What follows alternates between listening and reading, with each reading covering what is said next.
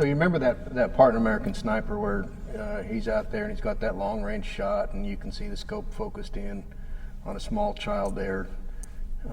Probably has a little bit of impact on you as well, seeing that. Tell me what you thought about that. I really, first connected to the movie, knowing Kyle. I was in Iraq at the same time, and it just kind of brought me back there. But when I was watching the pieces unfold in the movie, I could see how he was dealing with a moral injury, what happened when he had to pull the trigger, thought he was going to have to pull the trigger, and then how he interacted back with his family. His wife definitely saw a change in him, that he was dealing with something much deeper than just the stress of being a Navy SEAL. There was a lot more to that, and you just see it unfold. But the big thing that I saw in the movie is all the touch points that we had a chance for somebody to interact with Kyle, from when he went to go to the get his vehicle worked on, to friends that he was around, again his spouse. Several chances for people to maybe interact with him and say, hey, you might want to seek help. Ask that question, and knowing how to ask the question, what the right question might be. Why don't you come down to the VA sometime? Guys will love it. They all know who the legend is. Yeah, that sounds like a good idea. Hey, buddy, my family thanks you for your service. Okay, thank you. I think for our audience, maybe to understand, what are some simple definitions? To me, post-traumatic stress, when trauma, when something happens to you. Moral injury, maybe when you're the perpetrator of violence, or you're doing something on behalf of your nation. You're the perpetrator of sometimes mass violence on behalf of your nation. That doesn't sit well with your moral upbringing, with your moral code, if you will. So.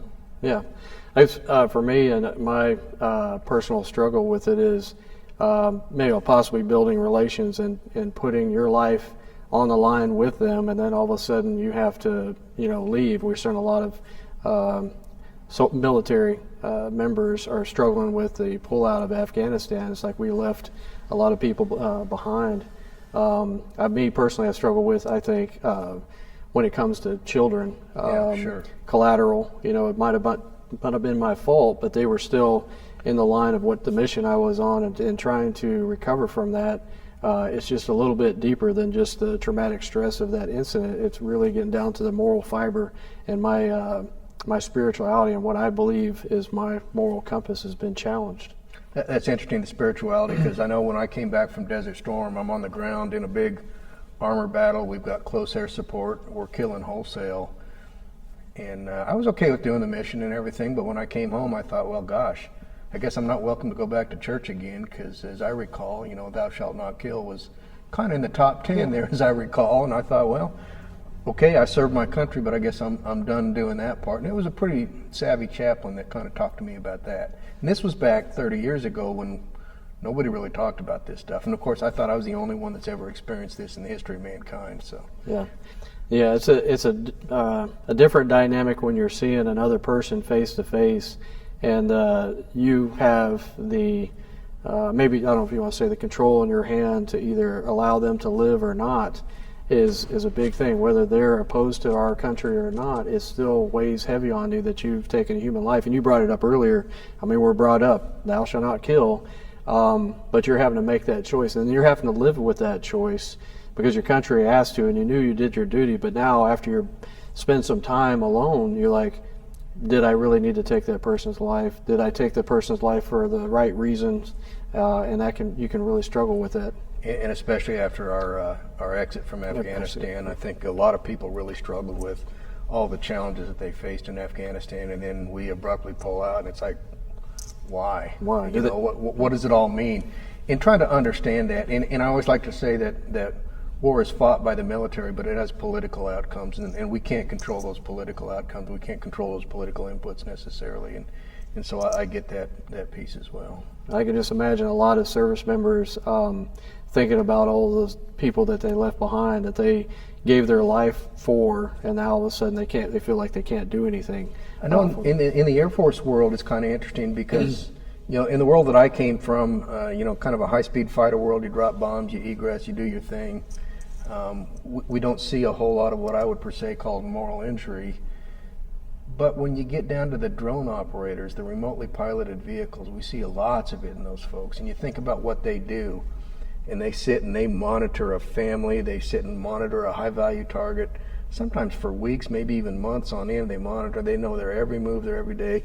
One day they take a shot and everything's right there, you know, presented on video camera right in front of them. And 3, 2, 1. Rifle, missiles off the rail. God damn it, what's that? Shit. Time of flight? 7 seconds. Aboard? Negative. Impact 3 seconds. Run, you little Hit the fuck.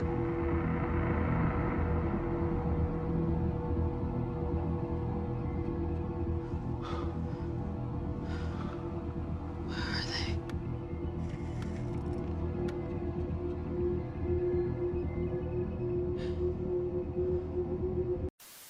And a lot of people, I think, don't understand, you know, how hard could it be to fly a drone around and shoot people. But there's some additional challenges there, and I know we've seen really, really high rates of what I would capture as moral injury in the remotely piloted and unmanned vehicle arena.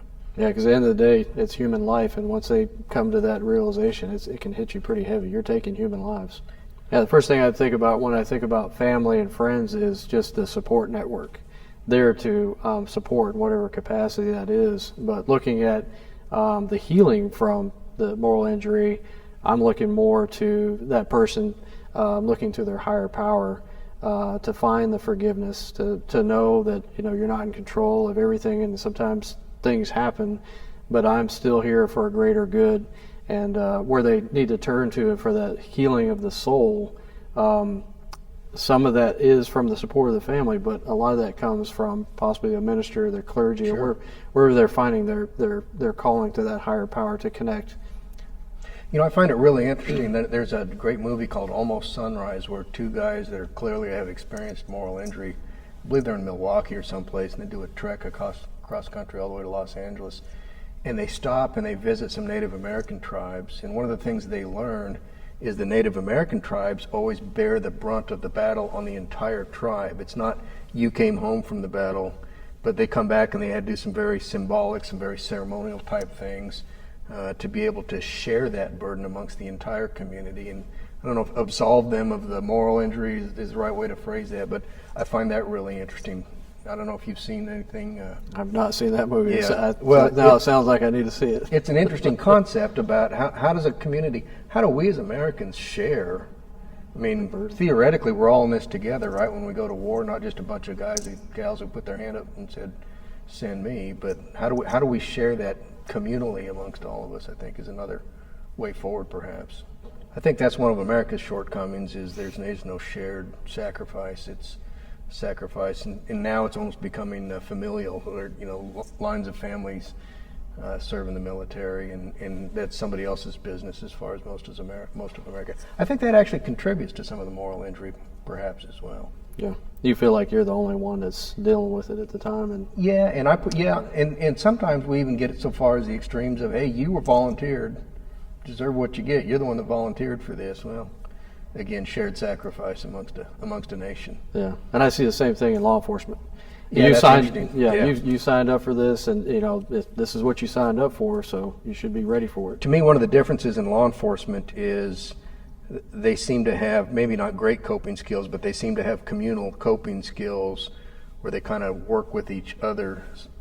Military, you come out, you get out, you might be dispersed all over the country, and I guess social media helps us stay together, but at least if the first responders are willing to talk about it with each other, they have that shared community perspective.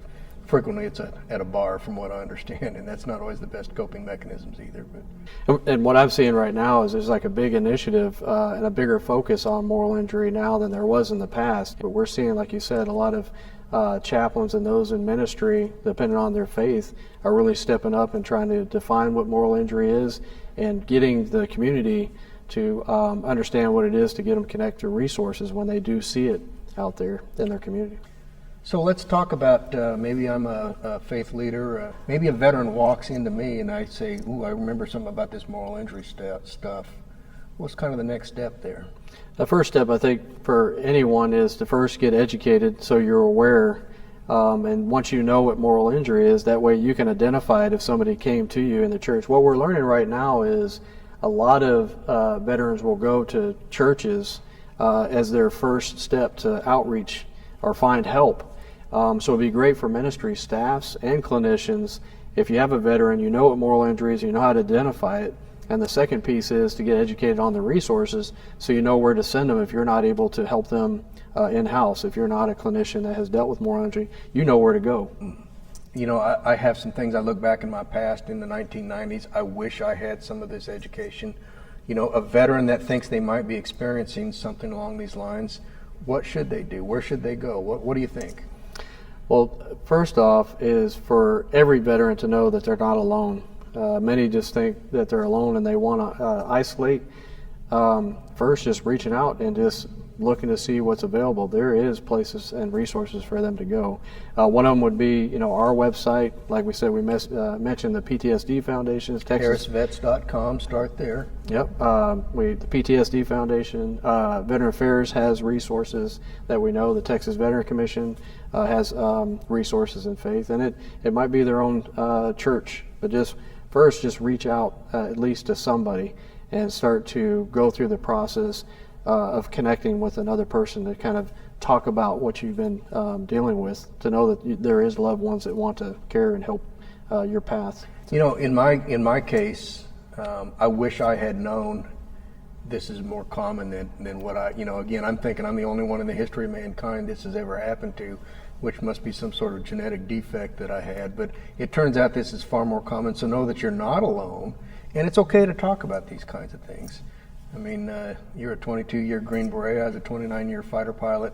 I think we got most of our macho squares filled between the two of us, but it's okay to understand and be able to talk to people about these things that are actually more common than we might know. Yeah, if we can get past our egos, the community now sees already 2 people on this video has dealt with moral injury, so it's a lot more normal than people think. Absolutely. So if you're a veteran and you're struggling and you're not quite sure what's going on, please reach out. If you don't know where to go, start with us at HarrisVets.com. You can always call us at 281-876-6600. We're here to help. We're here to bring our veteran community together, and we're here to make you successful in life. And we appreciate you taking the time to view this today. Thank you. So tell me about this January 26th event that's coming up. The January 26th event is going to be a training event that's going to focus on moral injury. We're doing it online so we can get more people involved this time than the symposium that we did. But we're going to be talking about what moral injury is, again, defining it, and then breaking down into workshops. So each, the community can work in different areas to see how they can bring awareness, find resources, and help people with moral injury. The veterans, clinicians, first responders, and the faith-based community. So wherever you plug into that, you can go to that workshop, try to solve the issue for your community, learn from others, and then bring that back to your workspace. What does it cost for somebody to join this workshop? Zero. No cost. No cost. So if I'm a family member and I want to join, you know, maybe I see a loved one, or, you know, maybe I'm a first responder family member, you know, and I just want to get some more information. Would this be appropriate? Be perfectly fine. Good. Yeah, and I think next steps beyond that is just to continue to push this knowledge base into the community, leverage out. We've got lots and lots of people that are eager to help here. We just need to get them educated a little bit and focused in the right direction. Awesome.